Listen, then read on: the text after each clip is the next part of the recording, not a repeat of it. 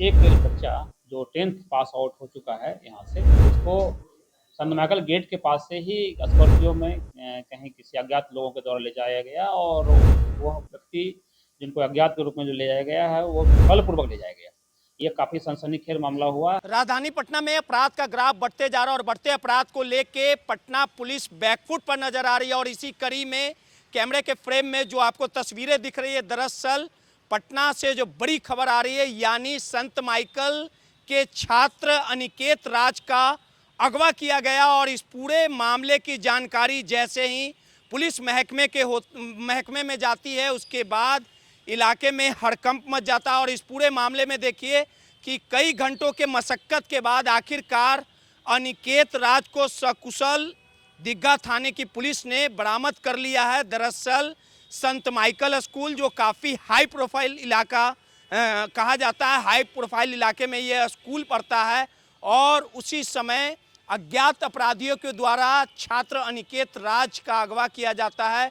लगातार पुलिस इस पूरे मामले में तत्परता दिखाती है और आखिरकार जिस गाड़ी से अनिकेत राज का अगवा किया गया था, अपराधी उस गाड़ी को, काली स्कॉर्पियो को राजीव नगर इलाके में छोड़ के फरार हो जाते हैं। और उसके बाद पुलिस बच्चे को सकुशल बरामद कर लेती है। और देखिए कि इस पूरे घटनाक्रम में शामिल अपराधियों की गिरफ्तारी के लिए लगातार छापेमारी चल रही है। और इस पूरे प्रकरण पर दीघा थाना प्रभारी ने कहा कि जो छात्र था, जो पीड़ित था, उसे सकुशल बरामद किया गया है, उससे पूछताछ की जा रही है। और ये भी पता लगाया जा रहा है कि आखिर इस पूरे घटना की रेकी कब से की जा रही थी, आखिर इस घटना के पीछे किस रैकेट का हाथ है, कौन मास्टरमाइंड है, कौन गिरोह है। तमाम चीज़ों की जानकारी पटना पुलिस जुटाने में जुट गई है। और वहीं आसपास के लगे सीसीटीवी कैमरे को भी खंगाला जा रहा है कि आखिर कितने की संख्या में अपराधी थे। लेकिन इस पूरे मामले में कहा जा सकता है जानकारी प्राप्त हुई है कि एक बच्चा जो 10th पास आउट हो चुका है यहाँ से, उसको संत माइकल गेट के पास से ही स्कॉर्पियो में कहीं किसी अज्ञात लोगों के द्वारा ले जाया गया और वो व्यक्ति जिनको अज्ञात के रूप में जो ले जाया गया है वो बलपूर्वक ले जाया गया।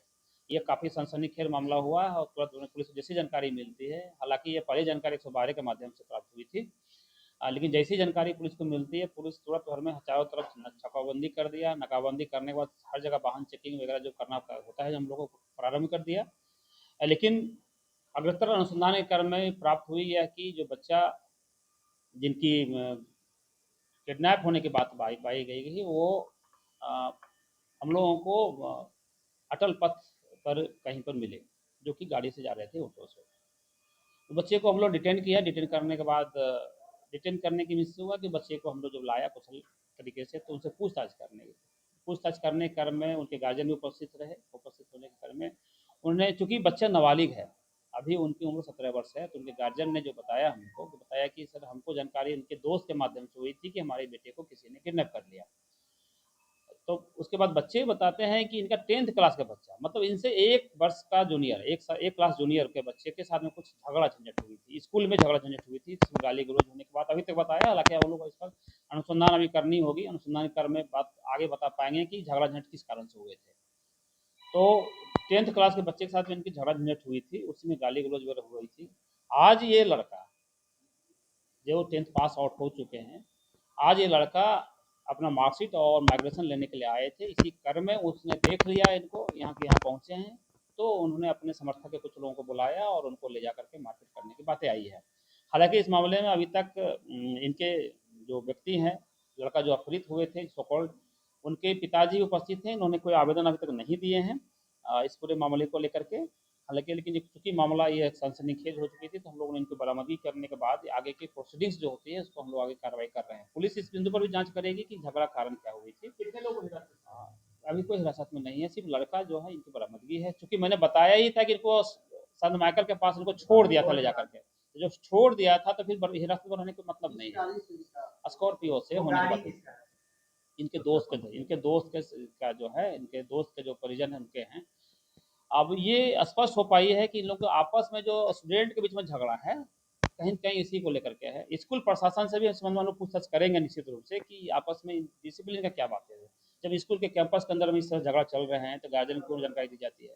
अगर जानकारी दी जाए तो इस तरह से मामले क्यों हो जा रहे हैं? क्योंकि बाहर में भी इसके असर दिखने को मिलते हैं। कहीं न कहीं इससे स्कूल की प्रशासन की जो डिसिप्लिन का है उस पर भी प्रश्न चिन्ह है। लेकिन सर स्कूल से आकर स्कूल के पास से आकर गाड़ी मैंने आपको तो स्पष्ट कहा ही है कि ये घर स्कूल के अंदर में ही आपस में झगड़ा है, पहले का झगड़ा है। बच्चे भी यही बता रहे हैं हमको कि अभी जो 10th क्लास में जो बच्चे यहाँ पढ़ रहे हैं और एक पास आउट बच्चे हैं, इनके बीच में जो पहले भी 10th क्लास में जो पढ़ रहे थे, जिसका मतलब उसमें 9th में रहा होगा, तो आपस में झगड़ा हुए थे और आज तक वो झगड़ा बनी हुई है और उसकी नतीजा यह पहुंची कि आज मार्कशीट लेने के लिए आए हैं तो फिर इन लोगों ने घेर करके इनको अपने लोगों को बुलवा करके इनको फिर से हाँ, हालांकि अभी तक कोई मामला अभी तक प्रतिवेदित नहीं हुई। हम लोग को पहले आगे देख लेते हैं इस गाड़ी को पुलिस बरामद किस गाड़ी को बरामद अभी आगे देख लेते हैं। तो कैमरा भी है इसके लिए, नहीं नहीं कोई हथियार का यूज नहीं है। हम लोग इसका देख लेते हैं कैमरा, थोरोली कैमरा हम लोग चेक करेंगे कि किसकी भूमिका किस रूप में। हालांकि बच्चे भी सब कुछ सही से बता नहीं रहे हैं। बच्चे से हम लोग प्रश्न कर रहे हैं कि किस कारण से झगड़ा झंझट से चुप हो जा रहे हैं। ये लोग कहीं न कहीं लोग आपस से इंटरनल संभव है, चूँकि नाबालिग बच्चे हैं, लोग आपस में कुछ-कुछ बातें रही होगी, इनसे सख्त भी हम लोग नहीं हो सकते हैं। प्यार से ही इनके परिवार वगैरह यदि कुछ पूछते हैं, इसी से हम लोग देते हैं। हालाँकि थर्ड पार्टी जो इनसे है कि बड़ी वारदात घटने वाली थी, लेकिन समय रहते कहीं ना कहीं बच्चे को सकुशल बरामद कर लिया गया। अब अपराधियों को पकड़ने के लिए पुलिस लगातार छापेमारी कर रही है।